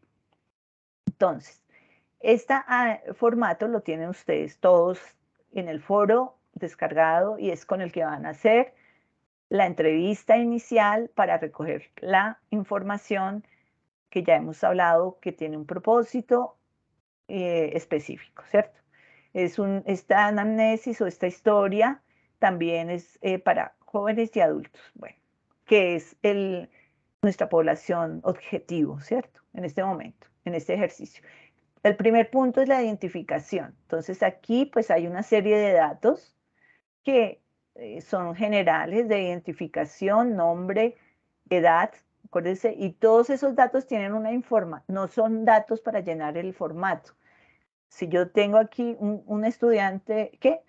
Un usuario, una persona que voy a evaluar que tiene 16 años o un señor que tiene 60 o 65 o 70 o 80, yo por la ubicación que ya hemos hablado del ciclo vital en el que se encuentra esa persona, ya tengo que empezar a revisar qué debería tener y qué le falta, ¿cierto?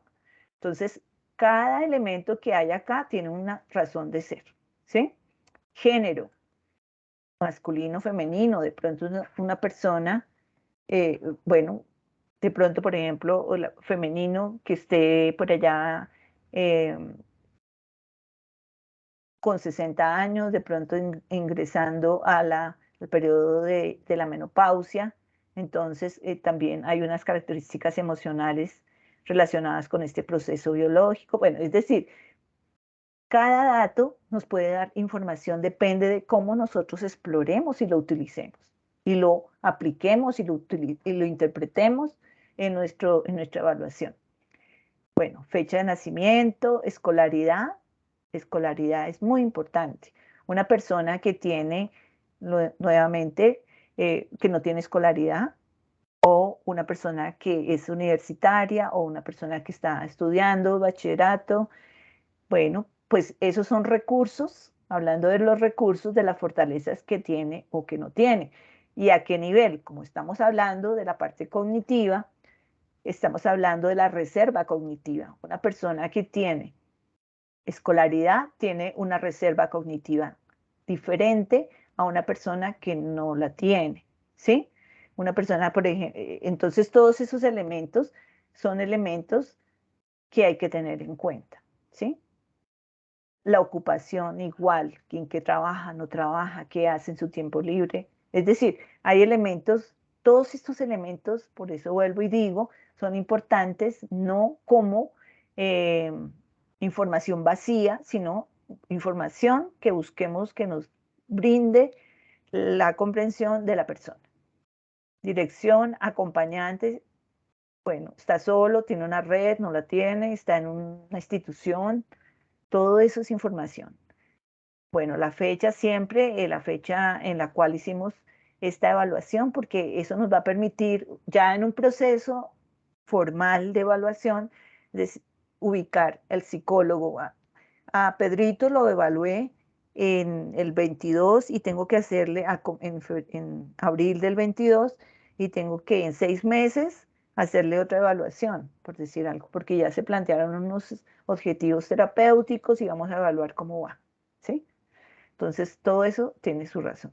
Remitido por, bueno, esto es en el caso de que estamos hablando de que esto es una historia clínica, En este caso ustedes no aplica, simplemente escriben ahí, no aplica porque pues no está remitido, ¿sí? O solamente que la persona que ustedes estén evaluando, pues casualmente también les hayan pedido como psicólogos o no sé, que saben que estudia psicología, que si por favor lo evalúan, no sé.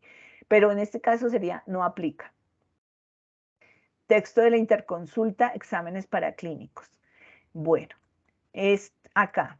Entonces aquí pueden escribir que esta es una evaluación de promoción para promoción de la salud. Ya, no más.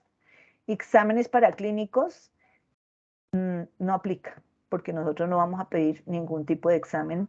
Sin embargo, digamos, aquí hablamos de que de pronto la persona ya en un contexto real, haya sido, por ejemplo, estemos en una clínica, en un contexto clínico, y la persona haya sido derivada, por decir algo, del neurólogo para una evaluación, de pronto una persona mayor que ya tiene algún tipo de trastorno neurodegenerativo, por ejemplo, y ellos piensan que puede tener una demencia, un tipo de demencia, entonces nos envían un TAC o una resonancia magnética, entonces en esa remisión, por eso dice texto de la interconsulta, también nos han enviado una resonancia. Entonces ahí escribimos en ese caso, bueno, el neurólogo tal nos remite a fulanito para evaluación clínica no, y anexa una resonancia magnética, ¿sí? Con un diagnóstico de tal, porque siempre esos informes tienen un diagnóstico. Ustedes saben que cuando nos hacen ese tipo de exámenes siempre hay un informe, ¿cierto? Y hay un diagnóstico. Entonces ahí lo colocamos. Esa es información que necesitamos saber, ¿cierto? En el caso del ejercicio no aplica, ¿cierto? En este caso no aplica simplemente. Motivo de consulta y situación actual. Esto es las quejas de la persona o las quejas de la familia, generalmente cuando la persona llega o está derivada por la familia o por otro profesional, siempre es una persona que es agresiva, no sé qué. Entonces ahí se escribe eso. El motivo de consulta es la persona está derivada del contexto de la escuela, del colegio, porque ha tenido problemas de comportamiento y de agresividad con sus compañeros, por decir algo. La remite la psicóloga del colegio, ¿sí? Entonces ahí se explica qué fue lo que pasó. En este caso, evaluación con propósitos de promoción de la salud. Podemos escribir algo así, ¿sí? Antecedentes. Entonces, antecedentes significa, bueno, ya empezamos a evaluar el contexto y las áreas de la persona que nos van a dar otra información adicional de ella. Ocupación actual. Entonces, actividades que realiza cotidianamente. Revise si el desempeño en su ocupación es satisfactorio. ¿Qué hace? ¿Cómo le va en esa actividad que hace? ¿Está a gusto? ¿Hace cuánto la desempeña? Bueno, por ejemplo, enfermedades que reporta. Síntomas. Afectación personal, síntomas llamativos para la familia, incidentes críticos relacionados con la enfermedad, tiempo de aparición de la enfermedad, explore en la entrevista y describa. ¿Sí? Entonces, todos estos elementos a través de preguntas los pueden explorar. Si no presenta ningún tipo de enfermedad, pues escriben eso. Si la persona no presenta ningún tipo de enfermedad evidente, pero pues digamos que el propósito es explorar estos elementos cuando sea el caso, cuando sea pertinente hacerlo. Todos estos son elementos antecedentes personales, comportamiento y estado emocional de la persona actual y antes de la enfermedad. Lo que ya hablamos de la información sobre cómo era antes de que pasara el suceso, si es que aplica, ¿sí? Y si no, pues el estado actual, ¿cierto? Hacemos una descripción del estado actual, cómo lo observamos y cómo lo reporta la persona y de pronto cómo lo reporta la familia, si es que hay alguna persona que estemos entrevistando de la familia. Desarrollo cognitivo. Entonces, aquí de cada aspecto vamos a hacer referencia, porque esto es lo más importante del ejercicio, porque estamos evaluando el dominio cognitivo. Atención, ¿cómo es? Entonces, ya no solamente lo que dice acá, aquí es como una guía, pero usted de lo que debe incluirse aquí de manera específica, ¿cierto? Pero ustedes, como ya leyeron, como ya vieron la web, ya tienen claridad de lo que estamos hablando, de los aspectos neuropsicológicos relacionados con cada función. Ahí deben describir la atención de esta persona se caracteriza porque está orientada en, en persona, en tiempo y en espacio. ¿Sí? ¿Cómo es? El lenguaje. Comprende las instrucciones que se le dan, presenta fluidez en el lenguaje expresivo, su comunicación tiene una intención comunicativa, es decir, porque pues de pronto si la persona tiene una problemática específica que identifiquemos, ella de pronto dice palabras, pero no es que se quiera comunicar contigo, sino que de pronto está delirando, ¿sí? No tiene una intención comunicativa, o una persona autista de pronto no es que se quiera comunicar contigo, ella está de pronto haciendo toda una expresión del lenguaje, pero tiene una intención comunicativa contigo. Acuérdese que la comunicación tiene una intención de interacción, de comunicar un mensaje, ¿sí? Entonces a eso se refiere. Vocabulario es rico o en la expresión, fluido, o definitivamente es muy pobre, casi no habla, ¿sí? Es reducido, utiliza términos muy eh, coloquiales o tiene un lenguaje muy enriquecido, muy, bueno, las características. Memoria, proceso de entonces tienen que mirar todos los aspectos de la memoria, cómo es el proceso de codificación, es decir, ya eso está, lo van a ver en la prueba, la persona tuvo un buen proceso, por decir algo, una buena valoración en los ítems de memoria y logró eh, responder adecuadamente lo que se le solicitaba. Eso significa que tiene un proceso de codificación. De codificación quiere decir que guarda adecuadamente la información. Hay personas que tienen los trastornos de memoria y que seguramente tienen dificultades en alguna parte del proceso de la memoria. Yo ahorita no voy a hablar de esas funciones porque ustedes ya las van a ver en la web y ya las van a leer y de pronto más adelante aclaramos un poco más de estas funciones, pero la idea es que ustedes comprendan muy bien, por eso digo los aspectos neuropsicológicos de estas funciones, porque sobre esos es que queremos que describan cómo están, ¿sí? Las funciones ejecutivas, las noxias, las praxias, lo que hablábamos, autonomía para realizar las actividades de la vida cotidiana, es decir, con relación a estos aspectos que hay allí, el manejo del dinero, salir, llamar por teléfono, control de esfínteres, equilibrio, etc. Todo esto da cuenta del dominio cognitivo de la persona, y cómo se encuentra, si hay déficit, hay que identificarlos y si no los hay también. Hay que describir cómo está la función. Desarrollo socioafectivo, cómo son sus relaciones interpersonales con las personas en el contexto en el que ella se desempeña, se desenvuelve.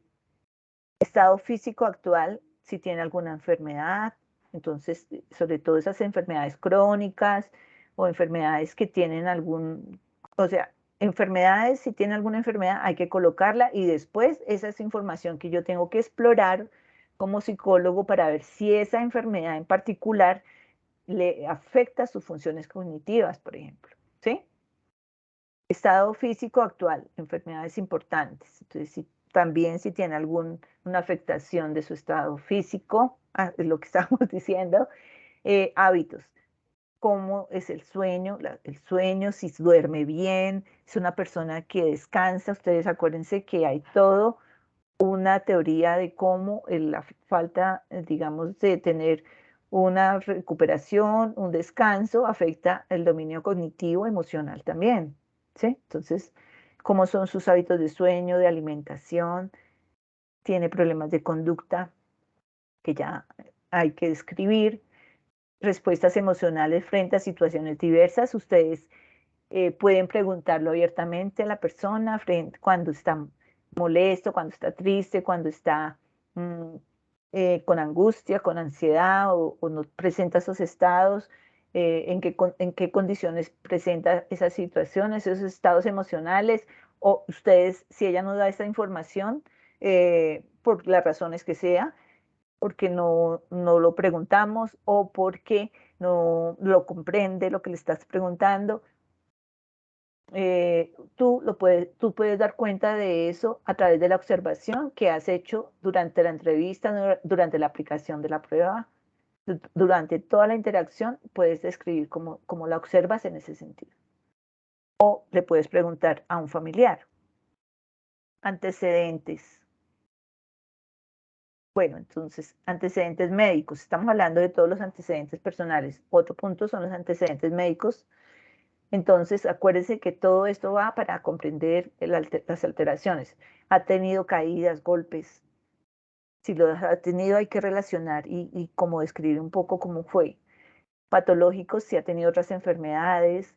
Farmacológicos, si de pronto consume algún medicamento, de pronto para la depresión, para la ansiedad, para la hipertensión, para el hipotiroidismo, para lo que sea.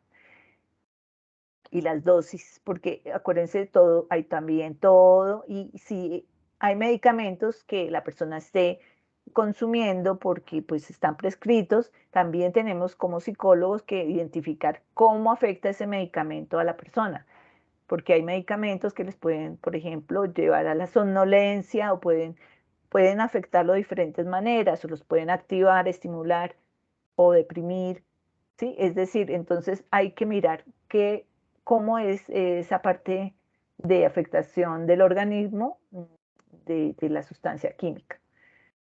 Alérgicos, si presentan algún tipo de alergia, cirugías o a nivel tóxico, entonces de pronto fuma o de pronto ha tenido cirugías, que tuvo una cirugía del corazón, bueno, todos son elementos para que después nosotros hagamos nuestra integración de información. Exámenes paraclínicos, entonces lo que les hablaba, son pruebas que de pronto otras profesionales de la salud le han aplicado anteriormente, porque en este caso, como estamos haciendo un ejercicio, ustedes les pueden preguntar, para nuestro caso, ¿qué tipo de pruebas te han hecho? ¿Te han hecho algún tipo de resonancia, por ejemplo, eh, por alguna enfermedad, resonancia magnética del cerebro, o algún TAC, o tienes algún examen que, por ejemplo, tienes cáncer o alguna cosa? Todos estos elementos hay que preguntarle si tiene algún electro que le hayan hecho en el corazón o electroencefalograma, y si tiene, ojalá puedas identificar que te dé el informe del diagnóstico que se le dio allí, porque toda esa información que tienes y solo cuando la recoges y después debes explorar qué significa, ¿no? Si tiene algún tipo de diagnóstico médico, puede ser que ellos ya sean derivados con algún tipo de diagnóstico. Y ahí sí aparecerá un diagnóstico, ya sea del DSM-5 o del CIE-10, que ustedes seguramente en otros cursos saben que eso da un diagnóstico específico que no lo damos nosotros como psicólogos, sino que se lo hace todo un conjunto médico. Y en este caso, simplemente colocan ahí el diagnóstico y qué profesional lo dio, ¿sí? Entonces, esto es un diagnóstico que se le hizo a nivel de neurología o el médico, el que haya hecho eso. Familiares, composición familiar, entonces, parentesco, edad de relaciones, personas con las que vive, enfermedades familiares, situación económica, antecedentes de la enfermedad o síntomas de otros integrantes de la familia y enfermedades. Acuérdense que hay Sí, hay trastornos que tienen una carga genética hereditaria, entonces, por decir algo, mm, los problemas de aprendizaje o la persona tiene la mamá que tuvo un trastorno neurodegenerativo como la demencia, algún tipo de demencia, hay que colocarlo, pues eso tiene una carga genética y es importante tenerla en cuenta en nuestro análisis. Posibles problemas familiares o conyugales también, porque va a verse afectado su estado emocional, entonces todo eso son elementos a analizar. Eso, digamos que es la información que recogemos siempre teniendo presente que la información no es una información abierta, que le preguntamos cualquier cosa, sino que el propósito está orientado a comprender lo que le está pasando a la persona. Con relación, en este caso, a los dominios cognitivos, ¿no? Quejas subjetivas de la familia, de los familiares adultos y adultos en los diversos contextos en donde se encuentra el individuo, si hay algún tipo de queja, ¿sí? Eso se le puede plantear a la persona. De pronto haya un problema familiar porque la persona es una persona que presenta problemas de agresividad, por ejemplo, y la familia no lo tolera mucho. Entonces, él seguramente lo sabe y puede de pronto, puedes preguntarle al respecto, ¿sí? Cuando estés indagando en la información familiar, puedes indagar.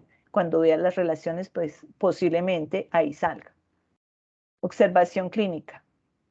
Entonces, esto hace referencia a la información que tú estás recogiendo a partir de la aplicación de la prueba, de la entrevista y del contacto con la persona. Es tu observación. ¿Cómo lo observas en cuanto al porte? Es decir, es una persona, por ejemplo, que de acuerdo al contexto en el que en el que se encuentra, es organizada en su vestir, ¿sí? Limpia, tiene cuidado personal, porque una persona de pronto que esté descuidado en su vestir está dándote una información, ¿sí? De pronto tiene algunas características que te van a llevar a complementar con otras que de pronto estén en un estado de ansiedad, depresivo, que de pronto tenga otro tipo de elemento de trastorno psiquiátrico, ¿sí? Entonces es muy importante, no porque tenga una buena pinta ni eso, sino la congruencia con el contexto en el que se encuentra y todo lo que implica, pues, es decir, la imagen corporal, ¿no? Conductas durante la entrevista. Entonces, ¿cómo fue la actitud y el comportamiento de la persona en el desarrollo tanto de la entrevista como de la aplicación de la prueba? ¿Fue colaborador, estaba motivado o al contrario, pereza, desmotivación, agresividad, lo que sea? Cooperación y motivación, bueno, es un poco ampliar sobre eso. Hipótesis diagnósticas preliminares. Entonces, aquí es donde planteamos nosotros lo que hemos dicho. Después de recoger toda la información, aquí yo hago una descripción de lo que encontré de manera global, porque antes estábamos haciendo como una descripción de cada elemento y aquí digo, encontré de manera global estos elementos. A nivel cognitivo encuentro esta afectación, especialmente en las áreas tal, tal, tal.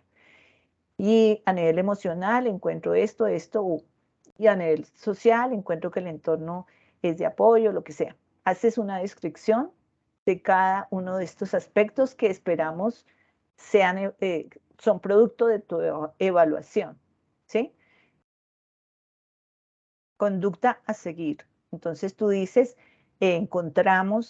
identificamos que hay afectación del lenguaje, de la memoria, de las funciones ejecutivas y se sugiere una evaluación más amplia a nivel neuropsicológico para identificar eh, el estado ya específico de cada función, por ejemplo.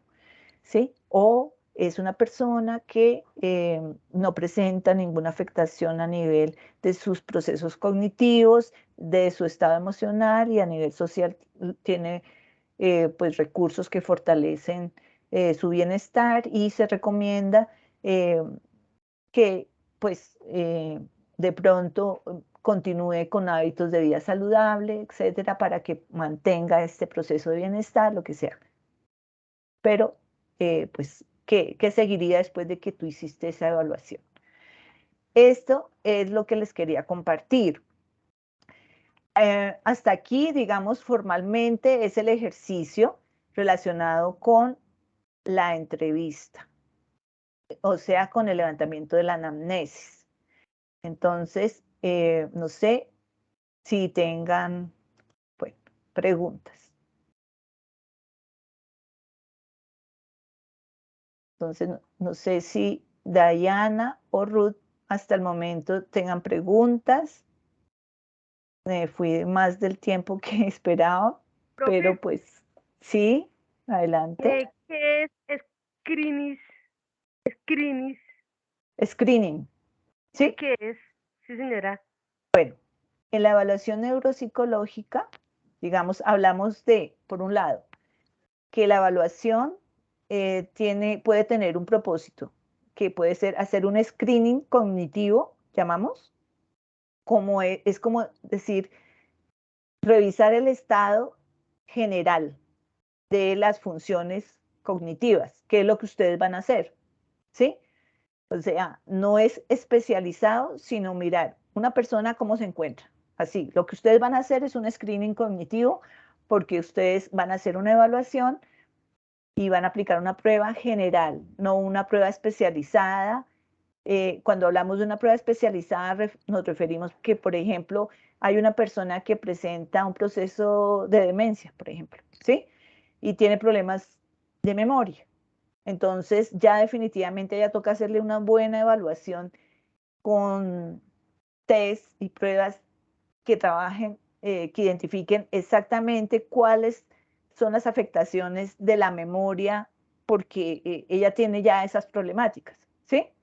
Para poder hacer procesos de rehabilitación de la memoria, ya sea, toque identificar específicamente cuál es el proceso de la memoria que está afectado. Eso es más especializado, no es un screening, ¿sí? El screening es lo que ustedes van a hacer, que es un sondeo, una exploración general de cómo se encuentra la persona a nivel cognitivo, ¿sí? Pero de manera general, ustedes van a decir lo que hablamos, ¿sí? Si tiene una afectación o no la tiene. Y si, entonces es eso, ¿sí? Si me hago comprender Sí, un poquito. sí, señora, sí, ya la entendí. Y de resto me pareció espectacular la conferencia, la necesitaba. Bueno, pues me alegro que te haya aportado. Y entonces, pues voy a tratar de compartirles esta grabación porque pues no se sumó nadie más y me da pesar de verdad porque ya he hecho varias invitaciones y después pues es que surgen ya las dificultades, ¿no? No sé, la motivación ahí cómo está de los estudiantes. Buenas noches, Eh, profesora. Profe, bueno, buenas voy a entrar a noches. otra conferencia, profe, me disculpa, ¿me puedo retirar? Claro, ya vamos a cerrar. Gracias, muchas gracias, profe. Bueno, Profe, una pregunta, disculpen. ¿Siempre hay un diagnóstico? O sea, ¿siempre hay un diagnóstico para el trastorno de la persona o algo? ¿Siempre hay un diagnóstico? el propósito, bueno, cuando tú me preguntas un diagnóstico, o sea, que nosotros como psicólogos hacemos siempre un diagnóstico, ¿me preguntas? Sí, exactamente. O sea, pues lo digo porque en estos momentos pues estoy viviendo un caso muy particular debido a que mi cuñada, ella pues su cesárea la tuvo el 19 de marzo y resulta de que ella sí convulsionó. Ella convulsionó en la cesárea, la remitieron a UCI y todo eso. Pero duró 15 días en UCI, pero como 4 o 5 días solamente entubada. Resulta que ella perdió la memoria como tal. Ella ha tocado pues empezar que tenga control de esfínteres, de caminar todo, pero en la resonancia, en la tomografía, todo le sale bien. El neurólogo pues no tiene un diagnóstico, los psicólogos no tienen un diagnóstico, por eso no hay un Ujú, diagnóstico para lo que ella correcto. orgánico para lo que ella está pasando. Muy bien, muy buena pregunta porque ahí es donde entra la evaluación neuropsicológica. Resulta que los neurólogos, sí, muchas veces sucede lo que tú estás diciendo. Se hace una prueba de resonancia magnética, se le aplica un TAC a la persona y no se encuentra ningún daño aparentemente a nivel neurológico, ¿sí? Que debería haber. Y solamente generalmente ellos lo derivan, esos casos, a neuropsicología, porque solamente la evaluación neuropsicológica, o sea, clínica, ¿sí? De lo que les hablé hoy, de los síntomas, de la aplicación, digamos, de pruebas, va a dar la información que no te da la resonancia magnética ni te da el TAC, imagínate, lo importante, ¿sí? Sí, Y te va a exactamente. decir exactamente cuál es la afectación de la persona y solamente lo da una evaluación neuropsicológica. ¿Sí? Yo le puedo realizar el TAC a ella, sí, La evaluación. sí, la evaluación, ¿cierto? Tú debes de, por las condiciones que me estás diciendo que ella Ujú. presenta, lo mejor es que lo haga un neuropsicólogo. ¿Sí? Entonces, esa persona, tu cuñada, al neurólogo hay que solicitarle, si no lo hace, que me parece raro que no lo haga, porque digamos dentro de los protocolos que se manejan, él debería inmediatamente, por el estado en que ella se encuentra de amnesia, derivar, o sea, solicitar una interconsulta con un neuropsicólogo. Entonces, díganle que por favor la derive a una evaluación neuropsicológica para que a través de su EPS, ¿sí? Le realicen esta evaluación. Y ese es un examen que ustedes pueden solicitar y que se lo hacen a través de la remisión que hace el neurólogo, ¿oyes?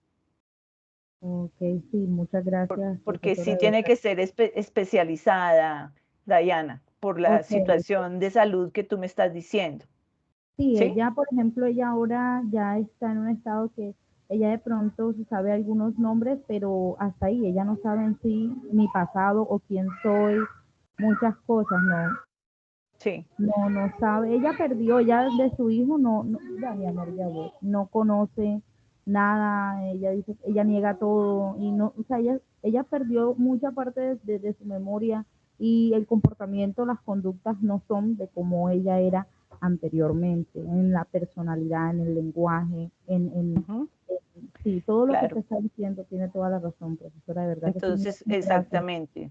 Sí, o sea, no es suficiente que tú le hagas una evaluación, no, porque en este caso particular, con lo que me dices, ella requiere un proceso de rehabilitación, ¿sí?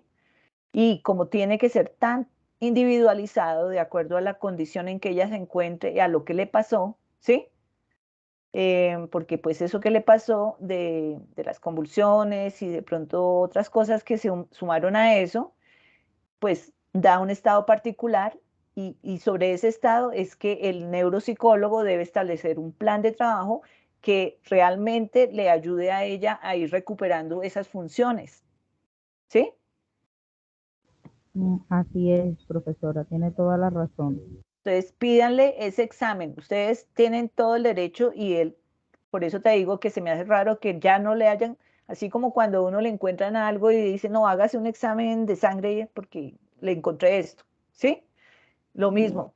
Entonces, en este caso le dicen, por favor, al neurólogo, necesito que, por favor, dé una orden para que a ella le hagan una evaluación neuropsicológica para que le trabajen todo lo que en este momento le quedó de secuelas de afectación de sus funciones cognitivas.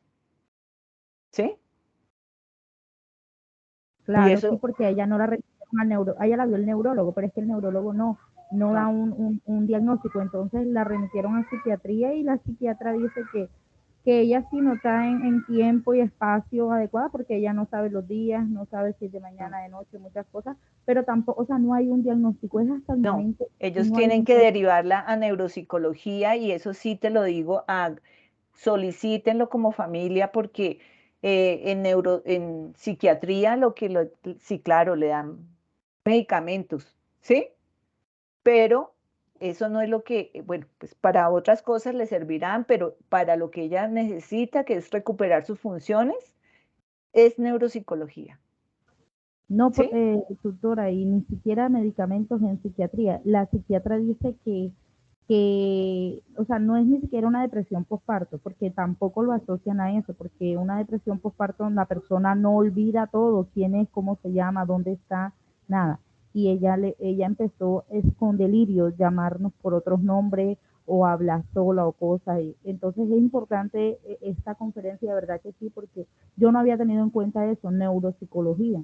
Claro. Y claro, y hay que, sí, porque es que yo digo, yo he leído, como usted no tiene idea, porque bueno, soy la única en la familia que estudia psicología, y para mí esto ha sido, o sea, devastador, créame, devastador para todos, y yo digo, pero ¿por qué no hay un diagnóstico? No creo que no haya un diagnóstico, debe haber algo que ella tiene. Sí, o sea, en este caso, como te digo, generalmente, o sea, eso ya con la información que tienes, pueden solicitar la familia la evaluación neuropsicológica. Pídanla, no dejen eso así, ¿sí? Pidan la evaluación neuropsicológica para que a tu familiar pues le hagan un proceso de rehabilitación. Desde la EPS tiene derecho.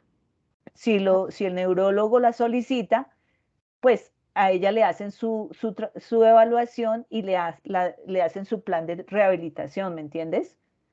Y pues como tiene también trabajo con psiquiatría, pues ahí tiene otros elementos de ayuda y así se le puede colaborar mucho más, ¿sí? Perfecto, tutora, de verdad que sí, muchas gracias, Pero una explicación de la web con muy mucho amplia. gusto. Muy amplia y de verdad que sí, aprendí demasiado. Muchas gracias. Bueno, con mucho gusto, Diana. Yo voy a tratar de compartir en los foros esta grabación para las personas de los grupos, pues que se puedan apoyar allí en ella y puedan hacer su ejercicio de evaluación. Perfecto. Muchas gracias. Feliz noche y mañana estaré presente a las 5:30 nuevamente, ¿cierto? Sí, mañana vamos a mirar lo del test de moca. Ajá, Ok. sí, señora. Bueno, Bueno, feliz hasta noche. luego. Muchas Que estés gracias. Hasta bien, luego. Diana. Hasta Gracias. luego. Hasta luego.